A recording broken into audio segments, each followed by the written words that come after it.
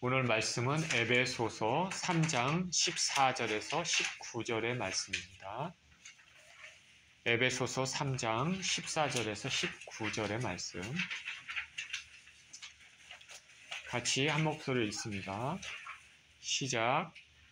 이러므로 내가 하늘과 땅에 있는 각 족속에게 이름을 주신 아버지 앞에 무릎을 꿇고 비노니 그의 영광의 풍성함을 따라 그의 성령으로 말미암아 너희 속사람을 능력으로 강건하게 하시오며 믿음으로 말미암아 그리스도께서 너희 마음에 계시게 하옵시고 너희가 사랑 가운데서 뿌리가 박히고 터가 굳어져서 능히 모든 성도와 함께 지식에 넘치는 그리스도의 사랑을 알고 그 너비와 길이와 높이와 깊이가 어떠함을 깨달아 하나님의 모든 충만하신 것으로 너에게 충만하게 하시기를 구하노라. 아멘. 기도합니다. 생명의 주님, 감사와 찬양을 드립니다. 오늘 에베소서에 있는 말씀을 주님 우리 나누길 원합니다. 말씀 가운데 주님의 마음을 깨달아 알 수 있게 하시고 주께서 원하시는 메시지가 전파될 수 있도록 주님 도와주시옵시고 이 전하는 자나 듣는 자나 하나님의 크신 은혜를 체험하는 시간이 되게 하여 주시옵소서. 보혜사 성령님 기름 부어주시고 함께하여 주옵소서. 예수 그리스도 이름으로 기도합니다. 아멘.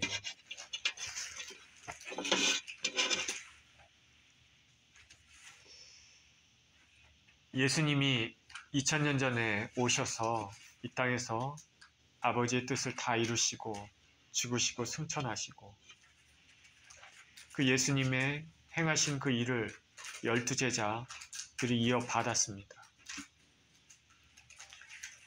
그리고 12제자들은 각자 성령의 인도하심에 따라 온 세계에 복음을 전하며 또 주님의 자녀들을 돌보고 그러다가 하나님의 뜻 가운데 또 순교도 하고 그랬습니다. 예수님의 제자들인 그 사도 때 그 시대하고 그리고 사도들이 다 죽고 대부분 사도들 죽고 그 이후의 시대를 연결하는 교량 역할을 한 인물이 있습니다. 사도 시대와 그 이후의 시대, 그 중간에 교량 역할을 한 인물이 있는데 그는 누구냐면 사도 요한의 제자입니다.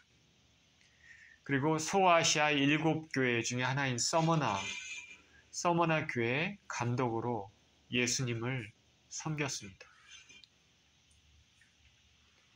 사도 요한이 평생에 예수님을 섬기면서 예수님의 영광을 위해서 살았던 것처럼 이 사람도 평생에 예수님을 위해서 그렇게 살았습니다. 그 사람은 폴리캅이라는 사람입니다. 그는 주후 69년경에 태어났습니다.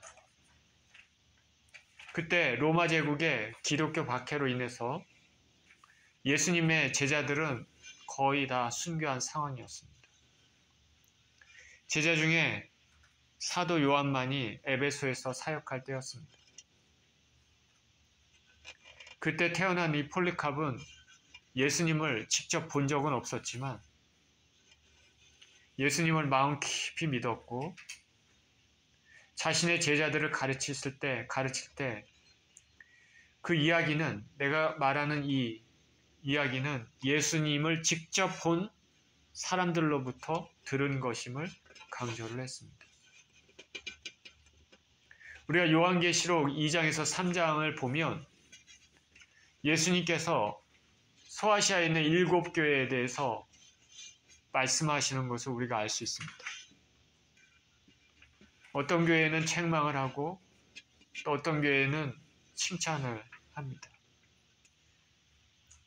이때 칭찬받는 교회 중에 서머나 교회가 있습니다.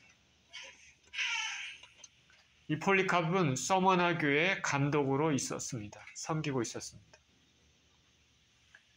아마도 사도 요한이 요한계시록을 쓰고 각 교회에 보낼 때 그 계시록의 편지를 회중들에게 읽어준 사람이 그 서머나 교회의 폴리캅이 아니었을까 생각해 볼 수도 있습니다. 하나님께서 서머나 교회에는 내가 내 환난과 궁핍을 아노니 실상은 내가 부요한 자니라. 내가 장차 받을 고난을 두려워 말라. 마귀가 장차 너희 가운데서 몇 사람을 오게 던져 시험을 받게 하리니 너희가 10일 동안 환난을 받으리라. 너가 죽도록 충성하라. 그리하면 내가 생명의 면류관을 너에게 주리라. 말씀합니다. 7교회 중에 서머나 교회를 가장 칭찬했습니다. 환난과 궁핍, 교회가 가난했나 봅니다. 그리고 환난도 많았습니다. 그런데 예수님께서는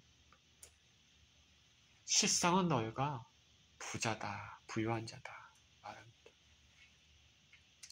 이 폴리캅은 서머나 교회 감독으로 있으면서 그 당시 로마 제국에 살고 있던 기독교인들에게 선한 영향을 끼쳤었고, 그 다음에 기독교인이 아닌 예수님을 믿지 않았던 이방인들도 그를 존경했다고 합니다.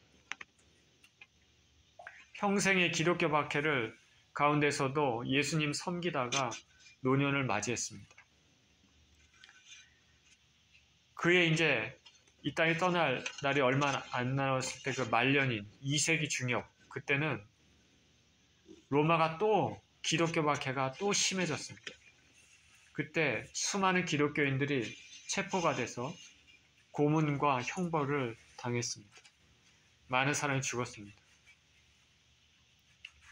이때 폴리캅도 체포됐습니다. 병사들이 폴리캅을 체포하기 위해서 그에게 찾아왔을 때 그는 그 자기를 체포한 그 병사들을 위해서 식탁을 준비하고 먹고 마시게 베풀었습니다. 그러면서 나에게 1시간만 기도할 수 있도록 허락해달라. 방해하지 않도록. 그런데 그가 기도하다가 거의 2시간이 넘는 기도를 드렸는데 그 체포하러 오던 병사들은 아무도 그 기도를 막지 못했습니다. 처형장에 끌려가서 지방총독이 말합니다. 예수님을 욕하고 부인하면 너를 살려주겠다. 그가 이렇게 대답합니다. 나는 86년 동안 예수님을 섬겼지만 예수님은 한 번도 나에게 그릇 잘못하게 행하신 적이 없었는데 내가 어찌 나를 구원하신 나의 왕을 욕할 수 있겠습니까? 총독이 안 되겠다 싶어 맹수들에게 던지겠다고 말했지만 그는 의지를 꺾지 않았습니다. 총독이 너가 맹수를 무시하기 때문에 불에 태워 죽이겠다. 그래서 기둥에 묶고 불을 피웠지만 불도 태우지 못했습니다. 그래서 할 수 없이 옆에 사형 집행인이 칼로 찔러라 그렇게 얘기했습니다. 칼로 그의 몸을 찌르니까 몸에서 피가 쏟구쳐 나오면서 불길을 꺼버렸습니다. 그렇게 순교를 했습니다. 그리고 그의 몸은 완전히 나중에 태워졌습니다. 왜냐하면 추모하는 일이 없도록 하기 위해서라고 합니다. 이 폴리캅이라는 분이 죽기까지 예수님을 위해서 순종한 것은 그 심령 안에 예수님 항상 계셨기 때문이고, 그리고 그 예수님의 은혜와 사랑으로 그 안에 어떠한 박해에도 굴복하지 않은 강인한 영혼을 가졌기 때문입니다. 그분은 나이 많아 겉모습은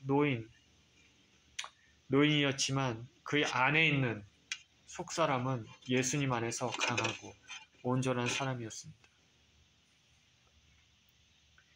오늘 본문에서 바울은 에베소 교인들을 향해서 하나님의 무한한 은혜로 더욱 충만해지기를 기도합니다. 바울이 하는 기도 제목은 교회가 하나님의 온전하심에 이르도록 원하는 것입니다. 교인들은 이미 예수 그리스도를 영접했지만 여러분들은 예수님을 영접하셨습니까? 그렇지만 하나님의 더 풍성하신 은혜로 교인들의 영혼이 더 온전하게 성숙되게 변화되기를 기도합니다. 세 가지 기도를 하고 있는데 16절, 17절 전반부에는 속사람이 강건하도록, 17절 후반부에서 19절 전반부까지는 지식에 넘치는 그리스도의 사랑을 깨닫도록, 19절 후반부에서는 하나님의 모든 충만하신 것으로 충만하도록 기도합니다. 저는 오늘 이 중에 속사람이 강건한 크리스찬 제목으로 말씀을 나눕니다. 14절에 이렇게 시작합니다. 이러므로 내가 하늘과 땅에 있는 각 족속에게 이름을 주신 아버지 앞에 무릎을 꿇고 비노니 그의 영광의 풍성함을 따라 그의 성령으로 말미암아 너희 속사람을 능력으로 강건하게 하시오며. 하나님 아버지는 하늘과 땅의 각 족속에게 이름을 주셨습니다. 누구에게 이름을 줬다라는 것은 친근함을 강조한 표현입니다. 하늘의 족속, 천사들입니다. 그 땅의 족속, 유대인과 이방인을 포함한 모든 믿음의 자녀들입니다. 하늘에서 하늘을 찬양하는 천사들과 땅에서 하나님을 찬양하는 구원받은 백성들에게 이름을 주신 하나님이십니다. 하나님 아버지의 심판자로서의 하나님 아버지가 아니라 돌보시고 친근하게 우리와 함께 하시는 하나님 아버지를 말하고 있습니다. 바울은 그 아버지 하나님 앞에 무릎을 꿇고 기도합니다. 무릎을 꿇고 기도한다. 경외하는 순종의 표현입니다. 무릎을 꿇고 기도한다. 어떤 기도입니까? 16절에 그의 영광의 풍성함을 따라 그의 성령으로 말미암아 너희 속사람을 능력으로 강건하게 하시오며. 속사람을 능력으로 강건하게 하시오며. 바울의 기도가 이겁니다. 중요한 기도입니다. 저와 여러분의 속사람을 능력으로 강건하게 하시오며. 속사람이 있다라는 것은 겉사람도 있다라는 것인데, 겉사람은 그 사람의 외모, 그리고 그 사람의 지위, 학식, 나이, 그리고 재물, 이렇게 객관적인 데이터로 알 수 있는 사람의 모습입니다. 이 겉사람은 매우 중요합니다. 사람이 누구를 이렇게 볼 때 우리가 겉사람을 먼저 보게 됩니다. 멋있고 고급진 옷을 입고 있는 사람은 우리가 시선이 한 번 더 갑니다. 사회적으로 지위가 있고 명예가 있는 사람은 우리가 더 존중해 줍니다. 돈을 많이 가지고 있으면, 부자면 그 돈을 추구하는 사람들에게는 부러움의 대상이 됩니다. 우리가 겉모습을 먼저 보는 거 어떻게 보면 당연합니다. 고대에도 그랬습니다. 고대에도. 우리 야고보서에 읽어보면 야고보서에서 야고보가 이렇게 얘기합니다. 회당에 금가락지를 끼고 화려한 옷을 입고 온 사람에게는 회당에서 좋은 자리에 앉으라고 하고, 누추하게 옷을 입은 사람, 가난한 사람에게는 여기 바닥에 앉든지 나의 발등상 위에 앉든지 하라. 이렇게 얘기하고 있지 않습니까? 유대 회당에서도 이런 일들이 있었습니다. 예수님 당시에. 야고보 사도는 이와 같은 차별은 옳지 않다고 말합니다. 사람은 영적인 존재입니다. 그런데 영은 우리 육체 안에 거하기 때문에 보이지가 않습니다. 그래서 우리는 겉모습만 봅니다. 외모만 가지고 우리는 볼 수밖에 없습니다. 먼저 볼 때는. 우리가 직장에 취직을 할 때도 스펙이라는 것을 먼저 보죠. 그렇게 겉사람을 보지만은 그러나 그 사람의 겉사람은 그 사람 안에 있는 실제 사람과는 다를 수 있다는 것입니다. 그래서 하나님께서 인생들을 보실 때 우리의 중심을 보신다 말씀합니다. 우리의 중심, 센터, 그 중심이 바로 속사람인 것입니다. 센터. 우리의 속사람은 마음, 정성, 뜻, 영 이런 의미를 가지고 있습니다. 우리 인간의 가장 깊은 자리에 있습니다. 이 속사람, 이 깊은 자리에서 우리의 이성, 리즌, 그리고 의지, will 이런 것들이 활동합니다. 우리가 가지고 있는 가치관이 있는 곳입니다. 그리고 하나님을 향해서 진실한 마음을 가지고 있는 곳이 그곳입니다. 재물과 명예를 가지고 있고 지위를 가지고 있고 외모가 아주 아름다워도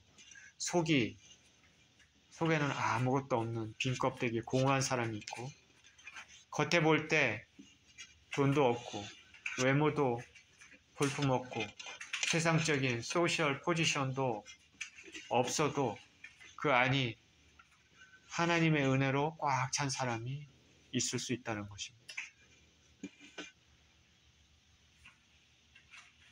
하나님께서 사사시대 때 사무엘을 통해서 내가 한 사람에게 기름을 붓게 하였다. 이세 아들이다. 너는 가서 기름을 부어라. 내가 말하는 그 사람에게 기름을 부어라. 선지자 사무엘은 기름병을 가지고 이세의 집에 찾아갑니다. 하나님께서 당신의 아들 중에 한 사람에게 왕으로 기름을 부으십니다. 아들을 나에게 보여주십시오. 첫째 아들이 옵니다. 첫째 아들을 딱 봤더니 엘리압입니다. 몸도 아주 건장하고 아주 괜찮습니다. 아주 그럴듯합니다. 사무엘이 생각했습니다. 하나님께서 이 사람에게 기름을 부으라는 거구나. 그런데 하나님께서 사무엘에게 말합니다. 너는 그의 외모를 보지 마라. 나는 이미 그를 버렸노라. 사람은 외모를 보지만 나는 중심을 본다. 중심을 본다. 첫째 아들, 둘째 아들 이렇게 다 셋째 아들 다 지났지만 하나님께서 no 하셨습니다. 사무엘이 이상했습니다. 이상하네. 하나님께서 아들 중에 한 사람을 기름 부으라고 했는데. 그래서 이새에게 물어봅니다. 혹시 또 아들이 있습니까? 이새가 말째가 있는데 양치고 있습니다. 밖에 있습니다. 말째를 데려오십시오. 그 말은 뭐냐면 아버지인 이새조차도 다윗에 대해서 별로 중요하게 생각하지 않았다는 것이죠.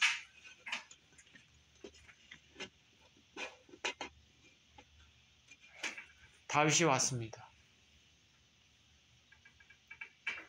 몸이 그렇게 건장하거나 그러지 않습니다. 그러나 다부진 청년입니다. 얼굴이 예쁘게 생기고 얼굴에 빨간 기가 붉은 기가 돕니다. 눈이 초롱초롱했겠죠. 하나님께서 This is it. 이 사람에게 기름을 부어라. 부모도 다윗을 그렇게 별로 이렇게 생각하지 않았는데 하나님은 틀렸습니다. 하나님은 다윗이 목동으로 양을 칠 때마다 맹수가 와서 양을 낚아챌 때마다 목숨을 걸고 싸워서 그 양들을 지켜냈습니다. 하나님께서 그걸 다 보고 계셨습니다. 다윗은 하나님을 찬양하고 그 마음 가운데 하나님을 사랑하는 마음이 있었습니다. 부모님은 몰랐나 봅니다. 그러나 하나님은 보고 계셨습니다.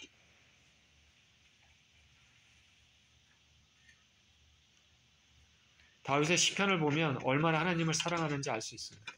환난을 당할 때도 하나님을 향한 뜨거운 믿음을 고백을 하고 있습니다.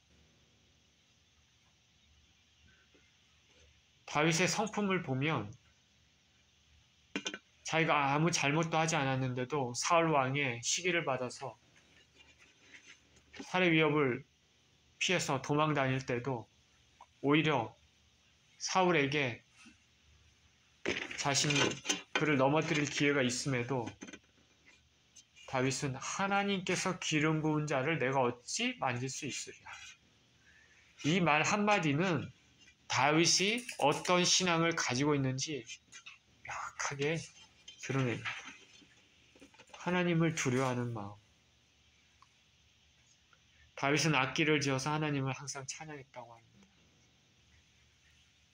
다윗의 중심에 하나님이 계셨습니다. 다윗의 겉모습이 아니라 속모습입니다. 우리가 겉모습만 가지고 하나님의 사랑을 함부로 판단하면 안 됩니다. 이스라엘 중에 악한 왕 중에 아합이라는 왕이 있죠. 그 아합 왕, 또 그 안에 이세벨로 인해서 이스라엘에 온 피해를 입었습니다. 하나님께서 엘리야를 보내셔서 나라를 바로잡습니다. 이제 엘리야의 사역을 마치고 하나님께서 그 사역을 엘리사에게 넘겨주십니다. 엘리사는 정말 온 하나님의 능력과 권능이 엘리사에게 집중되고 이스라엘을 이제 올바르게 이끌 수 있는 그 엘리사를 주목하고 있습니다. 그런데 그는 대머리입니다. 머리털이 없었나 봅니다. 외모가 그러니 별로 좋지 않습니다. 그가 베델로 올라갈 때 젊은 아이들이 조롱합니다. 스코나합니다. 대머리에 올라가라, 대머리에 올라가라. 자, 하나님께서 온 마음과 시선을 집중하는 그 시대 때 엉뚱한 행동을 하면 굉장히 위험합니다. 하나님께서는 엘리사를 통해서 이 엉망이 된 이스라엘을 바로잡고 하나님의 메신저로서 이제 그런 중차대한 사역을 담당할 그 선지자에게 조롱을 합니다. 어린아이들이, 젊은 애들이 대머리에 올라가라, 대머리에 올라가라. 엘리사가 여호와의 이름으로 저주를 했더니 암곰 둘이 나와서 곰 둘이 나와서 아이들 중에 40명을 찢었다 말합니다. 겉모습만 가지고 판단하면 안 됩니다. 하나님의 사람은. 예수님께서 이 땅에 아기 예수로 오실 때 그 기쁜 소식을 전해 들은 사람이 누구입니까?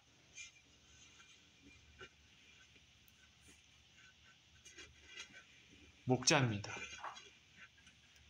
당시의 목자들은 천한 직업입니다. 밖에서 항상 지저분한 것을 만져야 되고, 그리고 목자들이 법정에서는 증언으로 할 수 없습니다. 목자들이 한 증언들은 채택도 안 됩니다. 그럼에도 하나님은 이런 목자들, 겉사람은 부족한 자들에게 예수님의 나심의 기쁜 소식을 전하게 하셨습니다. 또 예수님 부활하시고 나서 첫 번째 증인으로 누구입니까? 여자들입니다. 고대 때는 여인들의 인권이 무시되는 시대였습니다. 여인들과 아이들은 하나의 물건처럼 취급되는 시대였습니다. 그들이 법정에서 증언도 할 수 없는 상황입니다. 별로 중요시하게 생각되지 않는 시기지만 예수님께서는, 하나님께서는 그 부활의 증인으로 여자들을 먼저 여자들에게 나타나신 것이죠. 예수님이 승천하시고 난 후에 베드로와 요한이 복음을 전하다 사내들인 공회에 잡혔습니다. 이들은 예수님께서 행하신 일과 기적들을 담대하게 증언합니다. 그랬더니 공회원들이 말합니다. 저희가 베드로와 요한이 담대하게 말함을 보고 그 본래 학문 없는 범인으로 알았다가 이상히 여기며. 베드로와 요한 별로 배운 것도 없는데 어떻게 저렇게 술술술술 담대하게 성경 말씀도 인용하면서 그렇게 할 수가 있을까? 기독교의 역사상 수많은 사람을 예수님께로 인도했던 전도자 중에 D.L. 무디 목사님이라는 분이 계십니다. 그는 학식이 없었습니다. 하나님 앞에 놀랍게 쓰이고 있음에도 불구하고 학식이 없다 보니까 어떤 기독교인들이라고 하는 사람들도 그를 배운 것이 없다고 무시를 했습니다.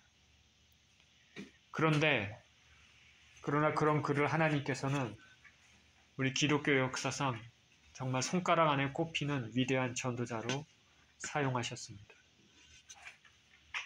사도 바울은 고린도 교회에 이런 말을 합니다. 고린도전서 1장 26절에서 29절에 형제들아 너희를 부르심을 보라. 육체를 따라 지혜로운 자가 많지 아니하며 능한 자가 많지 아니하며 문벌 좋은 자가 많지 아니하도다.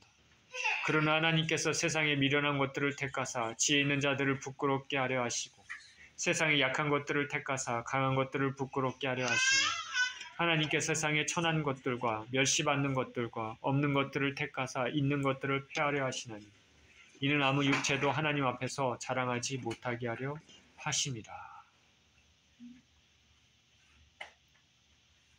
주님께서는 연약하고 부족한 인생들을 특별히 주목하시고 택하십니다. 우리가 세상에 있는 여러 가지 일들을 우리 육신의 눈으로 잣대로 판단할 수밖에 없지만 그 안에 있는 하나님의 속뜻은 또 틀릴 수 있는 것이죠. 겉사람은 중요합니다. 그러나 그 사람이 진정 누구인지 진정한 정체성은 속사람이 있습니다. 우리 심령 깊은 곳에 자리 잡고 있는 속사람은 우리 눈으로 볼 수는 없지만 하나님께서는 우리의 그 속사람을 보시고 우리를 평가하십니다. 하나님은 겉사람이 아니라 우리의 속사람을 보신다는 것을 기억하시길 축원드립니다. 겉사람도 훌륭하고 속사람도 훌륭하면 더할 나위 없겠지요. 오늘 본문에서 사도 바울은 에베소 교인들에게 겉사람이 아닌 너희 속사람을 능력으로 강건하게 해달라고 기도합니다. 너희 속사람을 능력으로 강건하게 해달라. 여러분의 속사람은 어떻습니까? 여러분 안에 심령 깊은 곳에 하나님을 향한 진정한 믿음이 있습니까? 어떤 환경에서도 말씀대로 살고자 하는 그런 다짐이 있습니까? 상처받거나 낙심 밑으로 올 때, 병으로 고통받고 환난당할 때, 돈이 없어 고통당할 때 우리의 속사람은 어떻습니까? 이런데도 하나님을 향한 그 마음으로 하나님 앞에 의지하고 기도하고 사랑의 믿음의 고백을 하면서 살고 있습니까? 세상의 유혹이 다가올 때, 타협하고 싶을 때 하나님의 말씀을 따르려고 하는 열심이 있습니까? 에베소 교인들은 바울의 메시지를 듣고 회심해서 예수님을 구주로 영접했습니다. 그런데 이제 바울은 죄수의 신분입니다. 로마 감옥에 갇혀 있습니다. 이런 모습을 에베소 교인들이 봤을 때 어쩌면 시험에 들게 할 수도 있습니다. 하나님의 사람으로 바울을 생각했는데 죄수로 로마 감옥에 갇혀 있다니. 하나님을 믿었으면 잘 돼야지 죄인으로 감옥에 갇히는 신세가 되겠네. 이렇게 생각할 수도 있습니다. 이렇게 생각하면 믿음에서 멀어지게 되죠. 속사람이 강건하지 않으면 신앙이 흔들립니다. 바울이 로마 감옥에 갇히게 된 것은 하나님의 놀라운 경륜, 그 섭리에 따라서 이루어진 것입니다. 바울은 이방인의 사도로 부름받아 될 수 있으면 많은 사람들, 로마 제국에 핵심에까지 복음을 전하고 싶었습니다. 땅끝까지 복음 전하는 것이 그의 소원이죠. 그래서 어느 지역을 여행할 때마다 타겟을 잡고 많은 사람에게 복음을 전할 수 있는 곳을 타겟을 잡았습니다. 오늘 본문 에베소서인데 에베소 교회도 마찬가지죠. 에베소는 소아시아의 수도입니다. 이제 바울은 로마 제국 중심 로마에까지 복음을 전하고 싶었습니다. 그 마음이 항상 있었겠죠. 이 바울의 이 바람에 대해서 하나님께서는 응답하셨는데 로마 황제와 그 측근들, 지도자들에게 복음을 전할 수 있는 기회를 주었습니다. 하나님의 방법은 뭘까? 그 방법은 죄인된 신분으로 황제 앞에서 재판을 받게 하는 것입니다. 평범한 사람이 로마 황제를 직접 볼 수 있고 대화할 수 있는 길은 거의 없을 것입니다. 우리가 대통령을 만나 이야기하고 싶다고 할 수 있는 것이 아닙니다. 이러한 하나님의 경륜을 모르면 죄인된 신분의 바울만 보고 낙심하게 됩니다. 그래서 바울은 3장 1절에 이러므로 그리스도 예수의 일로 너희 이방인을 위하여 갇힌 자 된 나 바울이, 그리고 13절에는 그러므로 너희에게 구하노니 너희를 위한 나의 여러 환난에 대해 낙심하지 말라. 이는 너희의 영광이니라 말합니다.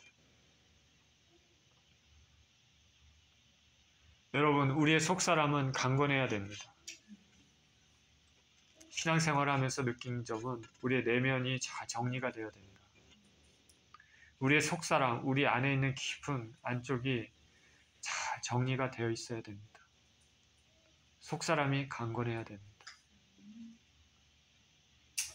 속사람이 강건하기 위해서 어떻게 해야 되나 3가지 요소를 생각해 볼 수 있는데, 첫째는 불신앙입니다. 믿음에 관한 문제인데, 교회에 출석하면서도 속사람이 강건하지 않으면 환경에 쉽게 좌절합니다. 그리스도 밖에 있는 사람과 별 다른 바가 없습니다. 안정감이 없고 불안하고 부정적이 됩니다. 그래서 속사람이 강하게 되기 위해서는 이 문제가 해결돼야 되죠. 믿음에 대한 거. 그리고 속사람이 강건하기 위해서 생각해 볼 2번째 거는 죄입니다. 죄. 해결되지 못한 죄의 습성이 있다면 이것을 해결해야 됩니다. 저나 여러분이나 습관적으로 짓는 죄들을 있으면 어떤 죄가 있는지 생각해보고 끊으려고 노력해야 됩니다. 그리고 속사람이 강건하기 위해서 생각해볼 것이 상처라는 것입니다. 상처가 있다면 사실 그 상처는 억울한 면도 없지 않겠지만은 그 상처가 있는 것 때문에 다른 사람에게 똑같은 상처를 줄 가능성이 있다는 것을 우리는 알아야 됩니다. 이 3가지 저에게도 자유롭지 못합니다. 내 신앙이 부족하구나. 타락한 인간의 본성은 하나님을 찾고 믿기보다는 하나님에서 멀리 떨어지는 경향이 많습니다. 그러면 어떻게 해야지 속사람이 강건하게 될 수 있을까? 오늘 본문의 16절입니다. 그의 영광의 풍성함을 따라 그의 성령으로 말미암아 너희 속사람을 능력으로 강건하게 하시오며. 뭐라고 나와 있습니까? 성령으로 말미암아. 우리의 속사람이 강건해지는 것은 성령으로 말미암아. 사도 바울은 그래서 에베소 교인들에게 속사람을 강건하기를 기도하는데 성령의 능력으로 그렇게 되기를 간구합니다. 그러니 우리는 성령 충만함을 받아야 됩니다. 성령이 충만하면 믿음도 충만해지고 어떠한 환경에서도 찬양하며 감사할 수 있게 되는 것입니다. 세상의 죄에 대해서도 뿌리칠 수 있는 힘이 있고 하나님 말씀대로 살고자 하는 갈망이 생깁니다. 성령 충만하면요, 우리의 쓴뿌리도 치유됩니다. 상처도 치유됩니다. 바울은 이런 기도를 에베소 교인들에게 하고 있습니다. 저를 포함해서 우리 예수주인교회 교인들, 교우들도 모두 이런 사람이 되었으면 좋겠습니다. 속사람이 강건하면 그리스도의 제자된 삶을 살 수 있습니다. 우리의 겉사람은 시간이 지나면서 점점 낡아집니다. 나이가 들면. 늦출 수는 있어도 막을 수는 없습니다. 그런데 우리의 속사람은 나이가 들수록 더욱 아름답고 강건해질 수 있습니다. 고린도후서 4장 16절에 겉사람은 낡아지나 우리의 속사람은 날로 새로워지리라. 우리 안에 있는 진정한 나의 모습, 이것은 시간이 지나면 지날수록 오히려 더 새로워지고 강건해질 수 있다는 것입니다. 우리의 겉모습은 시간이 지나면 낡아지고 늙을 수밖에 없지만 우리의 속사람은 오히려 반대로 강건해질 수 있다는 것이죠. 거친 풍랑을 헤치고 고기잡이로 살아온 어부들은 웬만한 풍랑에도 견딜 수 있는 강인한 사람이 되는 것처럼 우리의 속사람은 우리 삶 가운데 있는 여러 가지 환난이 있거나 혹은 기쁜 것, 성공하고 실패하는 것, 여러 가지 삶의 모습을 통해서 그런 것을 겪으면서 하나님의 성령으로 충만함을 체험하면서 헤쳐나갈 수 있고, 그렇게 살게 되면 삶이 연단되고 우리 속사람이 강건해집니다.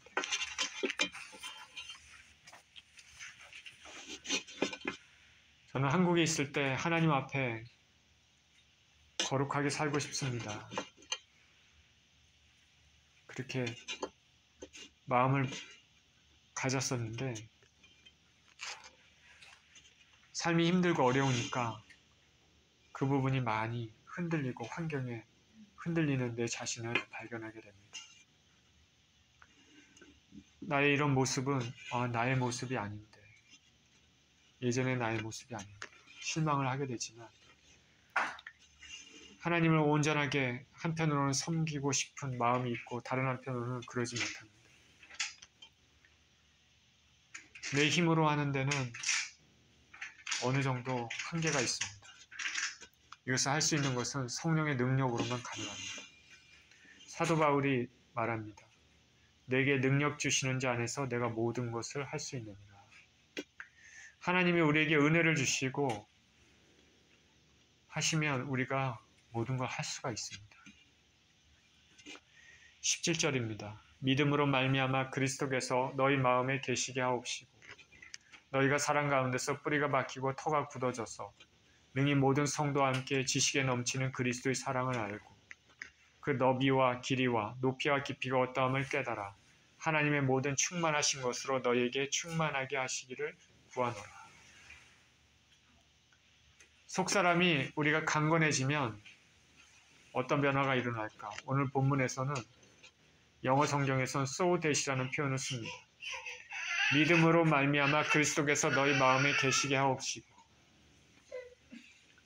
속사람이 강건해지면 그리스도께서 우리 마음에 계십니다. 이 말은 그리스도께서 우리 마음에 계시지 않는데 속사람이 강건하면 계시다는 그런 말이 아니라, 믿는 우리들은 예수 그리스도를 믿는 순간, 고백하는 순간부터 성령께서 우리 안에 거하게 되는데, 그런데 계속해서 성령 충만을 받지 않으면 우리 안에 계신 예수님을 뒷전으로 모셔놓게 됩니다. 그래서 죄의 습성이 나와서 그 죄의 습성대로 살게 됩니다. 그러나 성령 충만하게 되면, 속사람이 강건해지게 되면 항상 예수님이 우리 마음의 주님이 되신다는 것이죠. 예수님 중심으로 살 수 있게 된다는 것입니다. 속사람이 강건하면 우리의 신앙이 터전히 단단해집니다. 그리고 예수님의 사랑을 더욱 풍성히 알고 느끼게 됩니다. 잠언 4장 23절에는 무릇 지킬 만한 것 중에 더욱 내 마음을 지키라. 생명의 근원이 이에서 나느니라 말합니다. 우리 자신의 믿음이 없는 것과 죄의 습성, 쓴뿌리 등은 하나님 앞에 온전하게 나가지 못하게 방해합니다. 그러니 우리 속사람이 강건하기 위해서는 성령 충만해야 됩니다. 그러면 예수 그리스도가 우리 삶의 주인이 되는 것입니다. 그래서 저와 여러분 모두 항상 하나님 앞에 진실한 마음으로 가면서 성령 충만함을 받아서 그렇게 살 수 있도록 말씀을 가까이 하고 또 기도하며 사시는 저와 여러분 되시기를 예수 그리스도 이름으로 축원드립니다.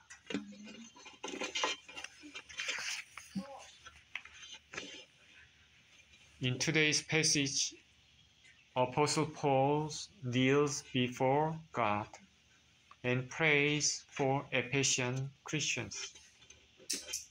He prays for strong inner being of Ephesian Christians.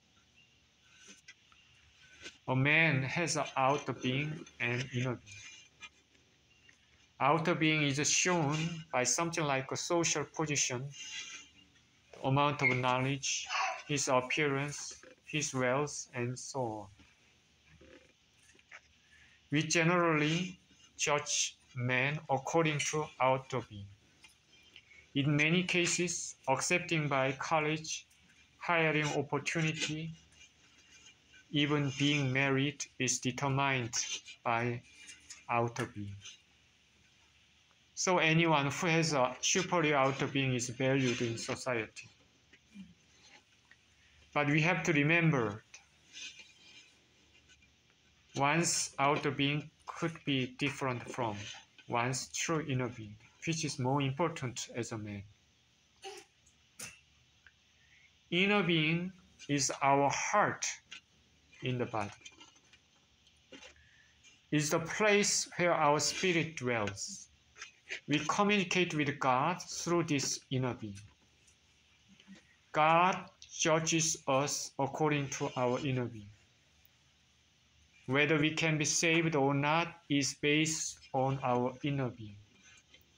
God said to Samuel that you anoint one of Jesse's sons as a king of Israel.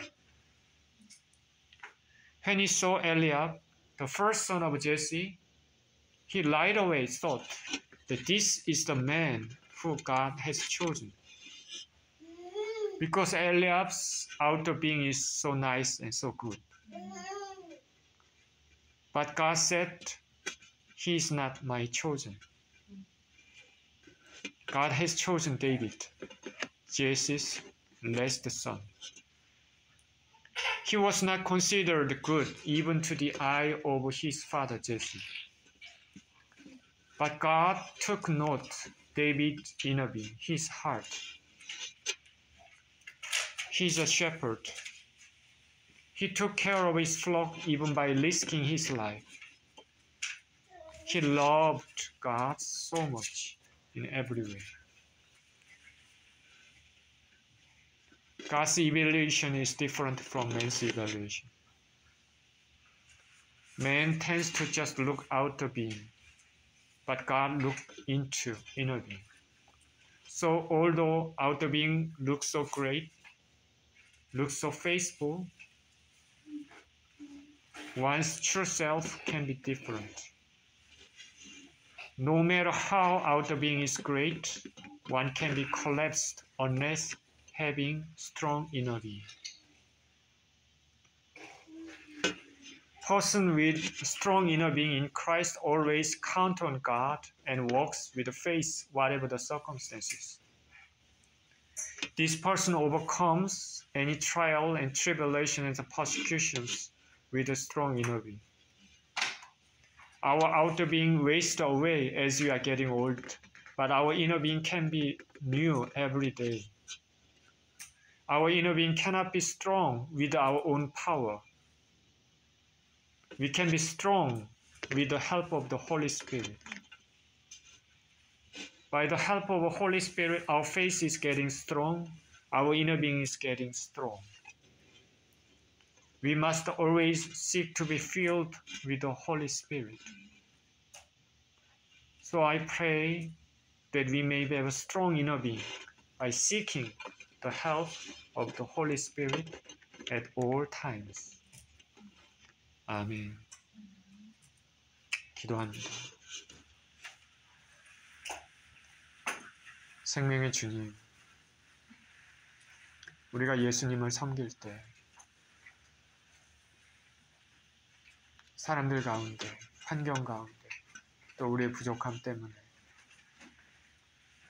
연약함 때문에 낙심하고 물러설 때가 참 많이 있습니다. 하나님 우리 아버지, 오늘 바울이 에베소 교인들에게 기도하는 것처럼 우리가 예수님을 믿는 자로서 우리 심령 안의 깊은 곳에 예수님을 향한 굳건한 믿음과 아버지 열정과 사랑으로 충만하기를 원합니다. 우리가 우리의 내면이, 우리의 속사람이 강한 사람이 되기를 원합니다. 그래서 사람과 환경이나 이런 모든 것들을 에서도 우리 주 예수 그리스도의 은혜로 말미암아 강한 속사람이 됨으로 말미암아 능히 이기고 승리하며 살기를 원합니다. 우리 힘으로 이렇게 살기가 쉽지 않은데 우리가 구하고 원하오니 우리 주 예수 그리스도의 영께서, 성령께서 우리 가운데 함께하여 주셔서 우리가 언제나 성령으로 충만하게 하시고 그 성령 충만함을 받아 아버지 어떠한 환경 가운데서도 주님이 주신 기쁨과 은혜로 이 세상을 능히 이기며 강한 속사람으로 살 수 있도록 축복하여 주옵소서. 감사합니다. 우리 주 예수 그리스도 이름으로 기도합니다. 아멘.